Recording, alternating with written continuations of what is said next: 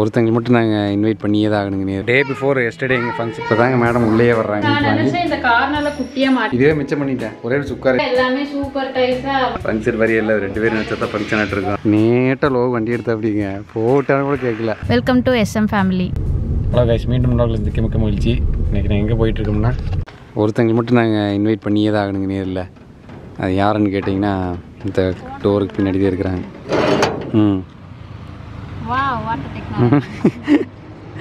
இந்த டோருக்கு பின்னாடி தான் இருக்காங்க அவங்க. இன்னும் இவ்வளோ நேரம் இருக்குதா? நீக்க முடியல எனக்கு ஸ்ட்ரென்த் நீக்கு எப்பவுமே லாக் தான் இருக்குதுன்னா அப்படியே நீக்க முடியாது. விடாத புடி அந்த பக்கம் கொஞ்சம் டோர் இந்த பக்கம் இழுத்து பிடி. கேட்டு இழுத்து பிடிமே, கையை நசுக்குதுமா. நாட்பட்டு லக்ஷ்மி எத்தி தண்டமணி வாமாங்க. இந்த கன்ஸ்ட்ரக்ஷன் ஸ்டார்ட் பண்ணதுலேருந்தே ஒரு 100 தடவைக்கு மேலே வந்திருப்பாங்க. அவ்வளவு SM ஃபேமிலிக்கு வெல்ஃபேராக இருக்கக்கூடிய ஒரு மெம்பர்ஸ் இவங்க 2 பேரும். அதனால் நேரில் இன்வைட் பண்ணி வந்திருக்குங்க. லியோஸ்மா ஃபுல் ஜம்முன்னுக்குதுங்களா? வீட்டுக்கு தான் ரொம்ப நமக்கே தாங்க மாட்டேங்குது இல்லையா?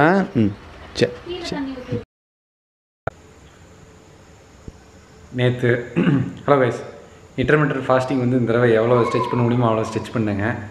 ஸோ நேற்று நைட்டு 9 o'clock சாப்பிட்டதுங்க. ஸோ இன்றைக்கி ஈவினிங் வந்து 6:30 ஆகுதுங்க. ஒரு 1 or 2 டைம் ஜீரோ சிவரிங்க.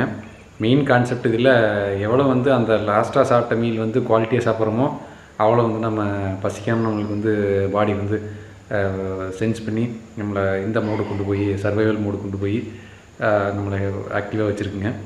ரொம்ப throughout the day super ப்ரொடக்டிவாக இருந்தேன், ஃபோக்கஸ்டாக இருந்தேன், கான்சியஸாக ஒர்க் பண்ணுங்க.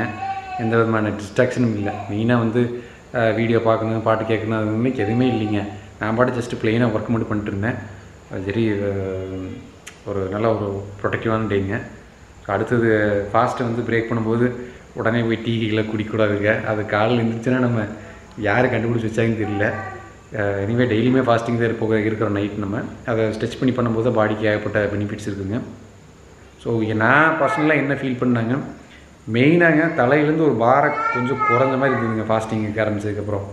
அது டெஃபரெண்ட்டாக இருக்குது. காலையில் சாப்பிட்ட பேரும் பார்த்திங்கன்னா ஒரு டயர்டாகவே இருக்கும், ஒரு மாதிரி ஒரு க்ரியேட்டிவாக திங்க் பண்ணுறதோ அதெல்லாம் ஒரு டைம் எடுக்குதுங்க. ஓகேன்னு ஒரு நான் ஏதோ நினச்சிட்ருப்பேன், அதை எக்ஸிக்யூட் பண்ணுறதுக்கு ஒரு 15 days 10 days ஆகிட்டுருக்கும். இப்போ வந்து பார்த்திங்கன்னா நினைக்கிறத அன்னைக்கே பண்ணுறேன். அவ்வளோ வந்து ஒரு சேஞ்ச் இருக்குங்க.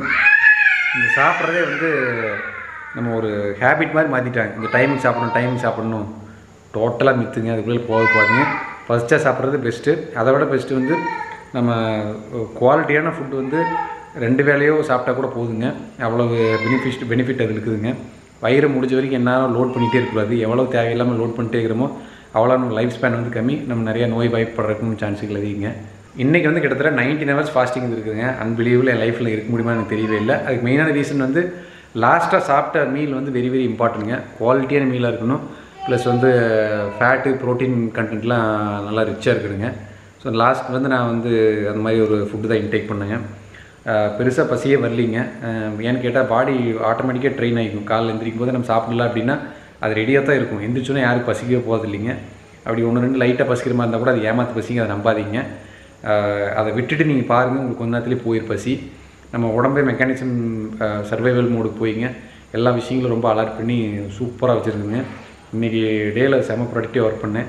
இப்போ ஃபாஸ்ட்டு பிரேக் பண்ணுறதுக்கு நான் என்ன சாப்பிட்டேன்னு காமிக்கணும் பாருங்க. உங்களுக்கு 2 கேரட் சாப்பிட்டேங்க. அதுக்கப்புறம் இது அத்தை கொண்டு கொடுத்தாங்க, தோட்டத்திலே வந்ததுங்க. எந்த விதமான பெஸ்டிசைட்ஸு ஹார்ம்ஃபுல் கெமிக்கல்ஸ்லாம் யூஸ் பண்ணாமல் அப்படியே வந்ததுங்க. மெயினாக வந்து நான் குட் சோர்ஸ் ஆஃப் ஃபுட்டு வந்து எடுத்துகிட்டே இருக்கணுங்க. அதில் வந்து நம்ம இதெல்லாம் வந்து சமைக்கிறதா மட்டுமே மாறிப்போன ஒரு உணவு, நம்ம அப்படியே சாப்பிட்ற பழக்கமே போச்சுங்க. ஸோ இது எல்லாமே எங்கள் ஃபேமிலி வர வைக்கணும் தான் எனக்கு விருப்பங்க. அதுக்கு உண்டான ஆக்டிவிட்டீஸ் நான் ஒரு 0% கூட ஒன்று எடுக்கலிங்க. ஏன்னு கேட்டால் ரொம்ப பூடு முளைக்குதுங்க. இதை மீறி ஒரு விஷயத்தை வளர்த்து மேலே எடுக்கிறதுக்கு ஏகப்பட்ட சிரமமாக இருக்குதுங்க. ஏன்னா இப்போ ஃபாஸ்டிங் இந்த மாதிரி சாப்பிடும்போதுங்க அப்படியே இதுவே அமிர்த மாதிரி இருக்குதுங்க.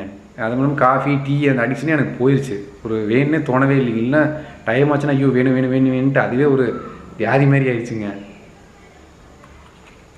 சேலட் மெயின் ரோல் ப்ளே பண்ணுங்க. நம்ம ஊர் சேலட்டுங்கிற கான்செப்ட்டு செத்து போச்சு. அதனால் சேலட் எப்படியாவது நம்ம உணவில் கொண்டு வந்துருக்கீங்க. உன்னோட பெனிஃபிட்ஸ்லாம் நிறையா எனக்கு தெரியுதுங்க. நான் கிராஜுவலாக கொஞ்சம் கொஞ்சமாக உங்களுக்கு நான் வந்து ஷேர் பண்ணுறேங்க. என்னோட ஓவராலாக நமக்கு வந்து பெனிஃபிட் லைஃப்பில் கிடைக்குதுன்னா நம்ம அப்புறம் ஒரி பண்ணி நம்ம சரி பண்ணுறது ரொம்ப கஷ்டங்க. பட் இப்போவே அலர்ட் ஆகி ஷங்கர் பொய் தானே பேசுகிறீங்க, சாப்பாடு விட்டு வெளுக்க போகிறீங்க அப்படின்னு நீங்கள் சொல்லுவீங்க. ட்ரூங்க. இதனோட ட்ராபேக்ஸு ஏகப்பட்டது இருக்குதுங்க. மெயினாக இந்த அரிசி குவான்டிட்டி எவ்வளோ நல்லது இப்போ கம்மி பண்ணுறோமோ அவ்வளோ நல்லதுங்க. அவாய்ட் பண்ண முடியாது. நம்ம ரொம்ப சின்ன வயசுலேருந்து நம்மளால் தப்பாக சாப்பிட்டு பழக்கி விட்டாங்க. டே பிஃபோர் எஸ்டர்டே எங்கள் ஃபங்க்ஷனுக்கு முன்னாடி எல்லா ஒர்க்கும் ப்ராக்ரஸ் உள்ளே போயிட்டுருக்குங்க. லைட்ஸ் எல்லாமே எப்படி பிளான் பண்ணிட்டுறாங்க, பர்மனெண்ட்டாக இருக்கிற மாதிரியே ஃபங்க்ஷனுக்கே பிளான் பண்ணிட்டேனுங்க. அது வந்து ஃபார்முக்கு யூஸ் ஆகிக்கும். எனக்கு எக்ஸ்ட்ராவாக சும்மா லைட்டுக்காக நான் வாடகை கொடுத்து எடுத்து போட்டு செலவு பண்ணுறதுக்கு ரொம்ப டயர்ட் ஆகிட்டுங்க. அவ்வளோ ஒர்க்கு செட்டப் இந்த நேரம் பண்ணிட்டேனுங்க. ஃபங்க்ஷனுக்கு வந்து எல்லா கைகள் கழுவி இருக்க யூஸ் ஆகிக்கிற மாதிரி. அதுக்கு உண்டான காஸ்ட் வந்து எனக்கு பர்மனெண்ட்டாக யூஸ் ஆகிக்கிற மாதிரிங்க. வாடகைக்கு எடுத்து அது வேன் வாடகை மறுபடியும் கொண்டு வச்சு மறுபடியும் எடுத்துகிட்டு போய் அதுக்கு டெம்பரவரி ஒன்று ஃபிட் பண்ணி இதெல்லாம் பார்த்தாலே எப்போ இருந்தாலும் 1000-1500 ருபீஸ். ஆனால் நான் அங்கே டைரெக்டாக ஆணி அடிக்கிறீங்க. இப்போ தான் ஒரு ஆள் வந்திருக்கா அப்படிங்க. உன்னோட கொஸ்டின்லாம் ரிப்பீட் பண்ணு. இப்போ தாங்க மேடம் உள்ளேயே வர்றாங்க. என்ன ப்ராக்ரஸ் என்ன நடக்குதுன்னு பார்க்குறதுக்கு. திஸ் இஸ் இது பர்மனெண்ட்டாக பண்ணிட்டேன். இப்போதைக்கு இந்த லைட்டிங்க இது இன்வெர்ட்டர் லைட்டுங்க. டியூப் லைட்லேயே வந்துடுது இல்லை. அதனால் இப்போதைக்கு நான் இன்வெர்ட்டர் போடலிங்க. இங்கே யூபிஎஸ் போட்டேன்னா எல்லாம் தனித்தனி செட்டப்புங்க. ஒரு செட்டப்புக்கும் நம்ம காஸ்ட் இன்வெஸ்ட் பண்ணியே தான் இருக்கும். யூபிஎஸ் போட்டால் ஈஸியாக 15,000 சீப்பாக போட்டால் கூட 15,000 கீழே போட முடியாது. 20,000 ஆமாம். ஸோ அதனால் இது லைட் மட்டும் இருக்குங்க. பவர் கட் ஆச்சுன்னா இது வந்து என்ன நார்மல் லைட்டை விட ஒரு 300 ருபீஸ் எக்ஸ்ட்ராங்க இன்வெர்ட்டர் லைட்டு. அதனால் ஒரு பெரிய காஸ்ட் இல்லை. ஓவரால் 10 பல்ப் போட்டால் 10 டியூப் லைட் போட்டால் கூட ஒரு 3,000 எக்ஸ்ட்ரா ஆகும்.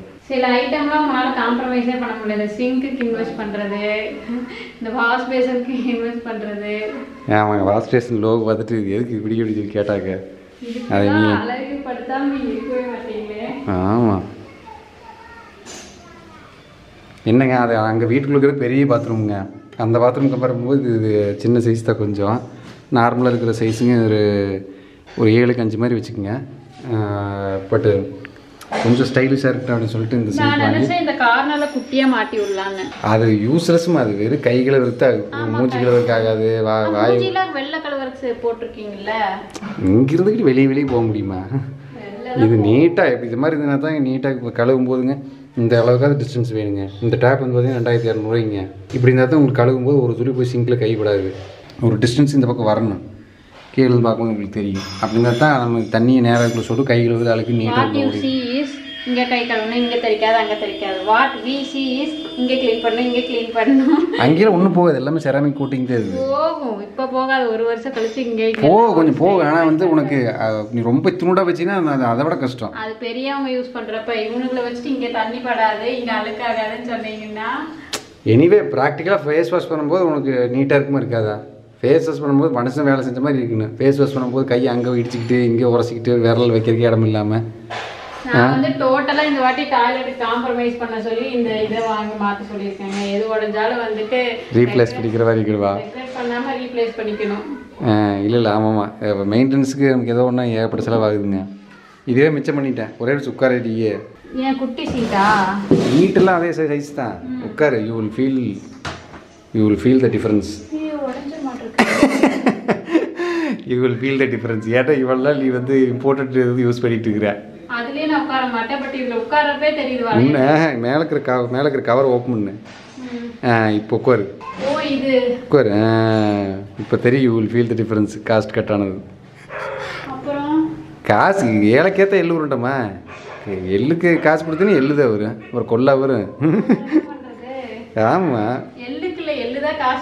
அது இப்போ அந்த காலத்தில் சொல்ல மாறி போச்சு. ஏழைக்கேற்ற எள்ளு உருண்டை தான் சொல்லுவாங்கப்பா. புரியுதா? இது இப்போ ஆக்சுவலாக எள்ளு ரேட் ஆயிடுச்சு. பழைய பழமொழி இதுக்கு தான் மாத்திரம் சொல்லுவாங்க உங்களுக்கு.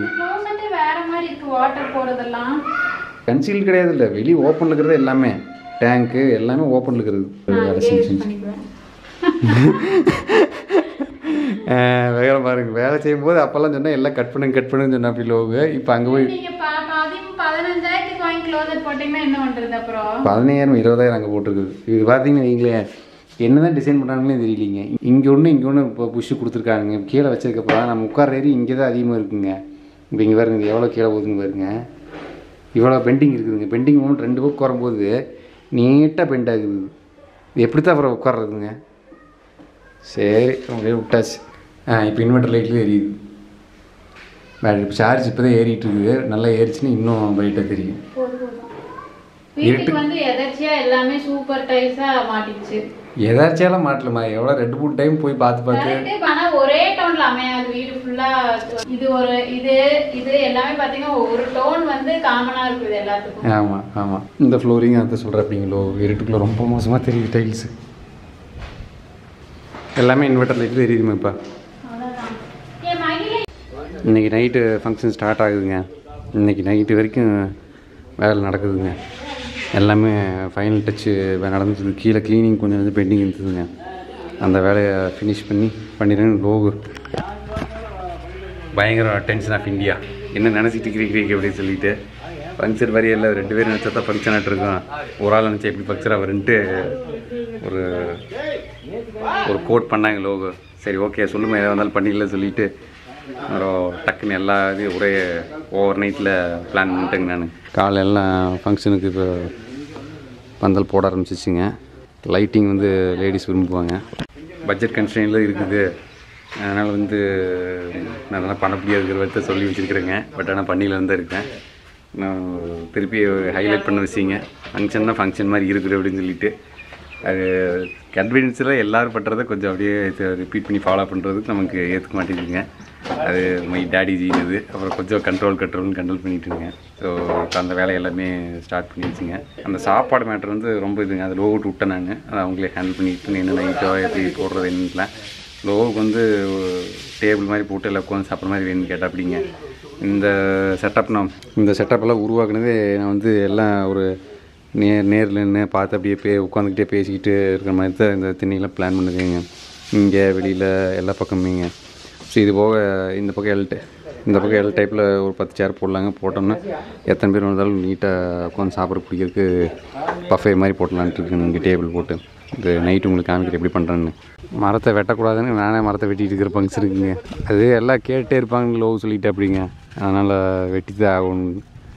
Social pressure is always there. சரி ஒரு டைம் ஈனிட்டு அப்புறம் போயிருந்தது. சரி எப்படி இருந்தாலும் பழம் வந்ததுக்கப்புறம் வெட்ட தான் போகுது அப்படின்னு நினச்சிக்க வேண்டியதுதாங்க. பார்க்குறது அப்படி இருக்குதுங்க. மரம் எடுத்து தூக்கிட்டு போகணும். ஏகப்பட்ட வெயிட்டுங்க. அது ஒன்று வந்து பூ இல்லாமல் இருக்குதுங்க. அதை லட்சுமி தான் சொன்னாங்க. ஒன்று பூ இல்லைன்னா பரவாயில்ல, ஒரு பூ இருக்கிறது அப்படியே ஒட்டி கட்டி விட்டு தெரியாது அப்படின்னு. இல்லை இது வெளியே போயிட்டுதுன்னா 1500 தான் 2000 செலவாயிருங்க.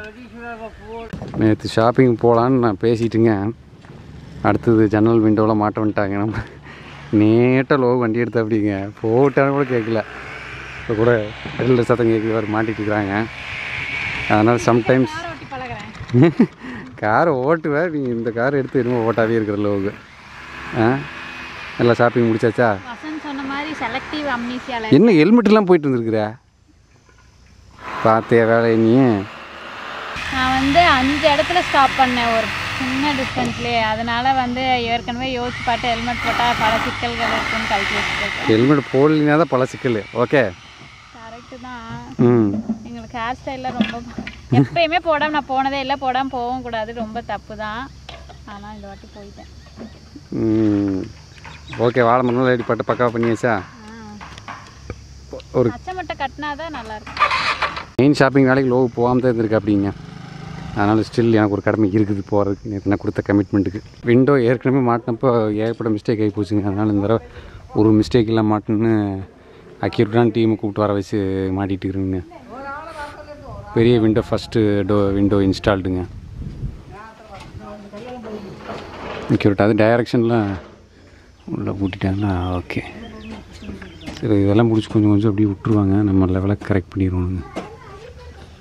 இந்த கன்ஸ்ட்ரக்ஷன் ஆரம்பிச்சதுலேருந்து எங்கள் அத்தையும் மாமா ஒரு 100 டைம்ஸ் விசிட் பண்ணாங்கன்னு ஏற்கனவே சொல்லிக்கிறேங்க. அத்தை வந்துங்க எல்லா வீட்டிலேருந்து அப்பா மாதிரியே ஊராகிடுது. நான் இப்போ தான் டீ குடிச்சிருந்தேன். வேண்டாம் நீட்டாக வீட்டிலேருந்தே ரெடி பண்ணிடுங்க. அது வந்து 7 மணிக்கு போய் எங்கேயா வீட்டுக்கு போகிறோன்னா வீட்டில் சாப்பிட்டு சொல்லிட்டேன். இது மாமா இல்லைங்க, அத்தையோட ஐடியா. இது மாமா இங்கேருந்து சாப்பிட்டுக்கோங்க.